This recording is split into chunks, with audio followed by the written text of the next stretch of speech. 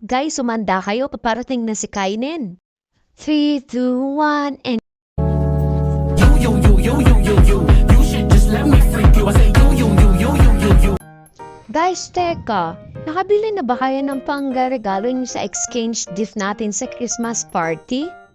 Hindi pa nga eh. Ikaw, nakabili ka na ba? Naku, hindi pa rin. Bukas na din yun, di ba? What if bumili na kaya tayo ngayon? O sige, maligo na tayo. Pagkatapos nating maligo, magpaalam tayo at bumalik dito. Oh, andito na pala kayo. Buti na lang pinayagan kayo. Tara na! Oh, paano ba yan? Nandito na tayo sa mall. Ganito ang ating gagawin. Pagkatapos yung bumili ng inyong mga regalo, bumalik rin kayo dito, ha? Hi sa wakas. Ang tagal naman ng mga nun. Oh, nandyan na pala kayo. Kanina pa ako dito. Tara na, kumain muna tayo.